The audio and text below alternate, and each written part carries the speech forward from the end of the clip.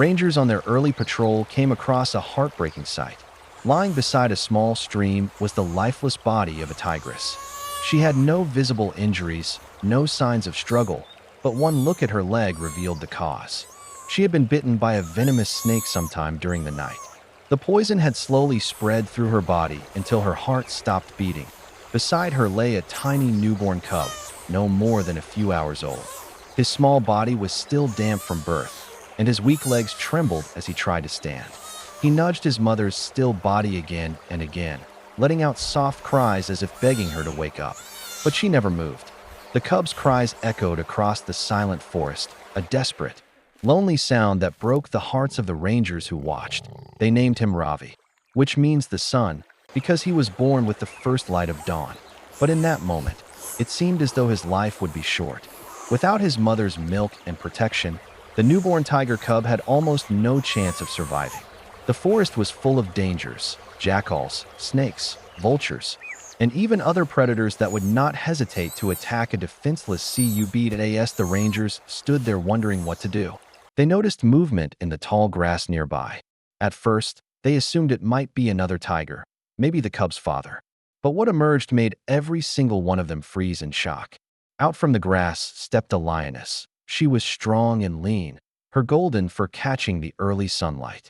Across her right eye was a long scar, a mark of survival from an old battle.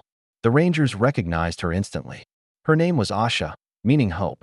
She was known to roam these borderlands alone, separated from her pride after losing her cubs months earlier to starvation. She had become a wanderer, fierce, unpredictable, and hungry. The rangers tensed, gripping their tranquilizer rifles. They knew lions and tigers were natural enemies, and Asha had no reason to show mercy. Ravi was too weak to escape. The tiny cub simply stood there, wobbling and crying softly, unaware of the danger approaching. Asha moved closer, one slow step at a time. The rangers held their breath, certain they were about to witness a cruel moment, the harsh law of the wild. But then, something incredible happened. The lioness stopped just inches away from the helpless tiger cub. She lowered her head and sniffed him gently. Ravi flinched and whimpered, expecting pain. But instead of attacking, Asha did something that stunned everyone. She began to lick the cub's fur, cleaning away the dirt and blood that clung to his body. Her rough tongue moved gently, almost like a mother's touch. The rangers could hardly believe their eyes. A predator that should have killed the cub was showing him affection. Asha lay down beside Ravi and used her body to shield him from the cold morning breeze. The cub, still trembling, slowly crawled toward her warmth and rested his head against her. The lioness licked him again, softly, as if trying to calm him. Dr.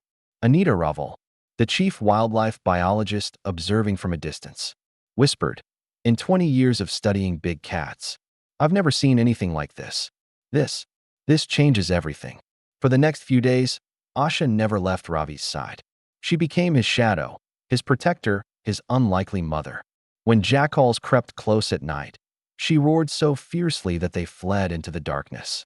She hunted small animals, rabbits and antelopes, and though the cub couldn't yet eat solid food, she tried to feed him, tearing small pieces of meat and placing them near his mouth. She didn't understand why he wouldn't eat, but she didn't stop trying. When Ravi cried from hunger, Asha would nuzzle him, lick his face, and let him press against her belly, even though there was no milk. Her instincts as a mother were stronger than the instincts of a predator. The rangers documented every moment. This was not just rare, it was unprecedented. A lioness had adopted a tiger cub, not out of dominance or territory, but out of pure, natural compassion. The news quickly spread through the wildlife community. People couldn't believe it. A lioness caring for a tiger, it sounded impossible. But here, in the wild, it was real. However, Dr. Anita knew the truth. This miracle couldn't last forever. Ravi was growing weaker each day. He needed nutrients that only his mother's milk could provide. Asha's love and care could not replace that. By the fourth day, the cub's condition had worsened. His breathing had slowed, and his small body was cold.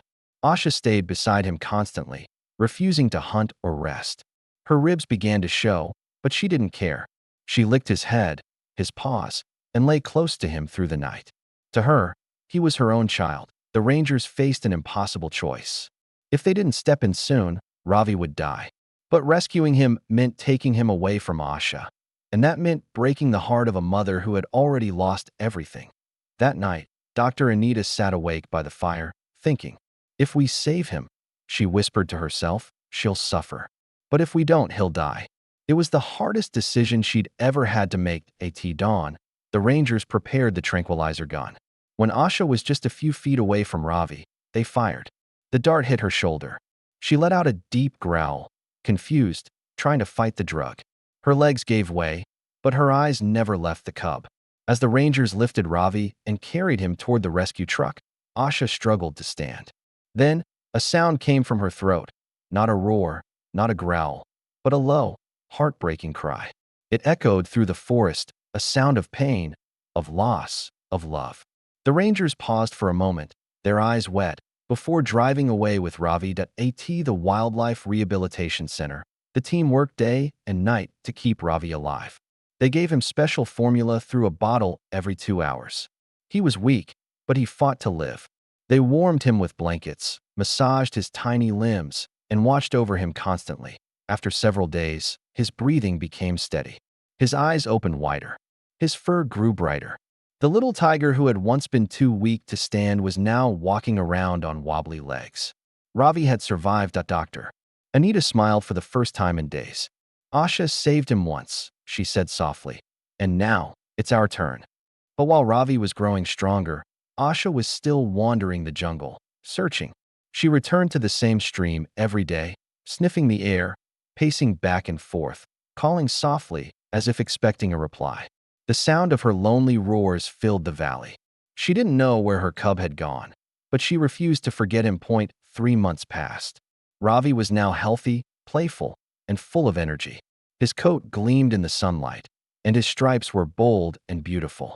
Yet, something in him still longed for the jungle. Some nights, he would sit quietly near the fence, gazing into the trees, letting out small cries, almost like he was calling for his mother. Doctor Anita noticed it too. "He remembers her," she said quietly. "He remembers the lioness who gave him warmth when he was cold." That's when she made a bold decision.